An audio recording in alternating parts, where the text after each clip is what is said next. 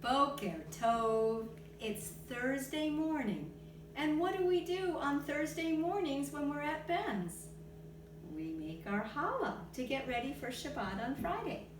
So, when we're making our challah, the first thing we do is wash our hands. My hands are all clean and washed. Then I always put on my apron, and you can put on your apron if you want to. And then I make sure that I've got everything that we need.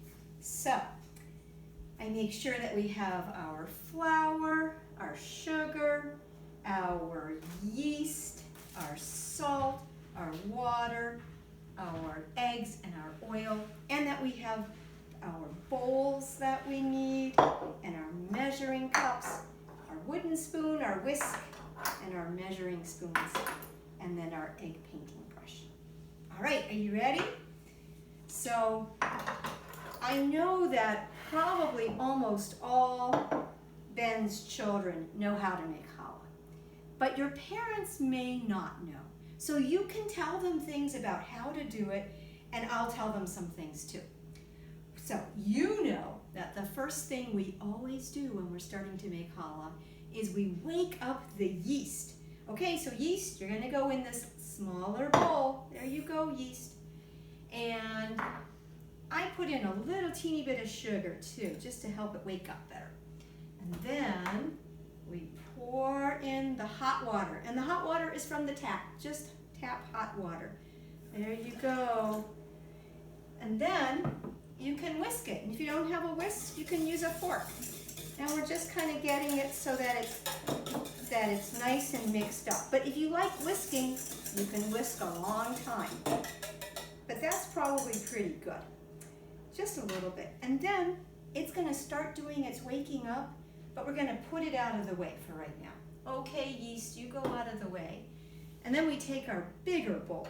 And the first thing that we always do at school is we start by cracking our eggs. So I'm going to crack one egg, and we're making one loaf of challah today. I know that when we're at school, we make a lot of challah dough.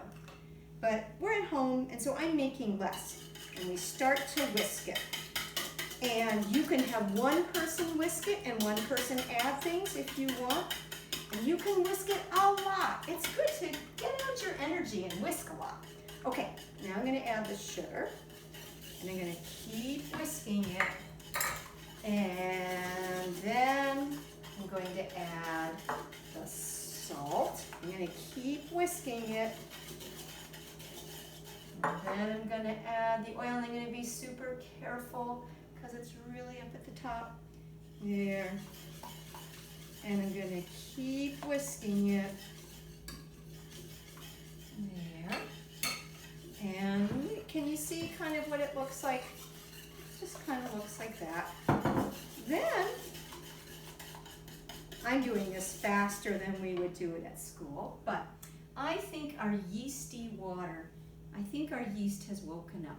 So we're going to add it to the eggs and the oil and the sugar and the salt. And we're going to really whisk that together. And then the next part is, I think, the really fun part.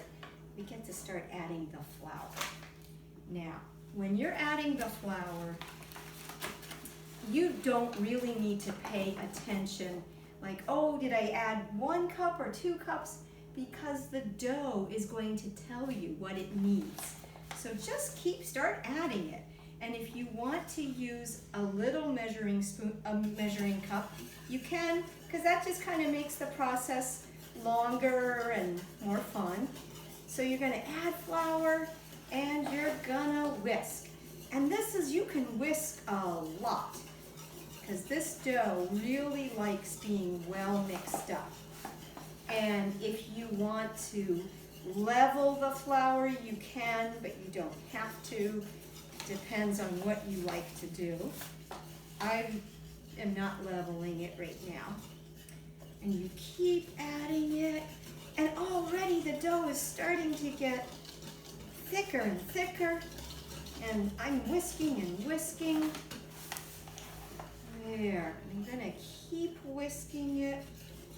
And it's starting to get so that it's getting so thick that I need to switch over to my wooden spoon. So I'm going to keep going around and around and around and around. And if you get tired, you can take a little break and then do it again. And I'm going to keep adding the flour. And after we keep doing this, the dough is going to start to get really hard. And it might be hard if you're a child to be able to keep stirring it. And an adult might need to stir it. And it's getting so thick, and I can really feel the muscles in my arm working. And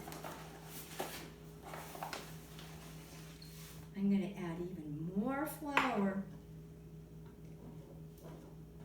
And you don't want to add too much flour, because if you add too much flour, the dough is going to be too dry. But you don't want it to be sticky. So you kind of have to just keep adding flour and seeing what it looks like. This is what it looks like right now. You can see it's still pretty wet. It's going to need a little more flour. Actually, more than a little bit. Like maybe this is the right amount. Oh, and it's starting to get harder and harder to stir. And when it starts to get hard to stir, if you want to put your hands in it and mix it with your hands, that's a really nice thing to do also. So now you can start to see that it's really starting to get thicker and thicker, but it's still a little bit too wet. So we're going to add even a little more flour. But it's looking pretty good. And this may take longer than we're going to do right here. But you can see how it's starting to look better and better. And then I'll just kind of tell you, even though it's not quite ready, you're going to take it out of the bowl and you're going to spread flour down on your table, and you get to knead it. And when you're kneading it, the idea is to push it. If you pull like this, you're going to get your hands really sticky and you can't knead. So you're pushing it. You can kind of put your hands together, kind of like seal paws, and you push and push and push. And you can push, you can do that a lot. You can do it for 5 minutes or 10 minutes. And then you're going to take that ball of challah and you're going to put it back in your bowl, and you're going to cover it with saran or clear wrap, and you'll put it in the refrigerator. And it can rest there until Friday morning. And then we'll make our challah on Friday morning. All right, that's it for now. See you tomorrow.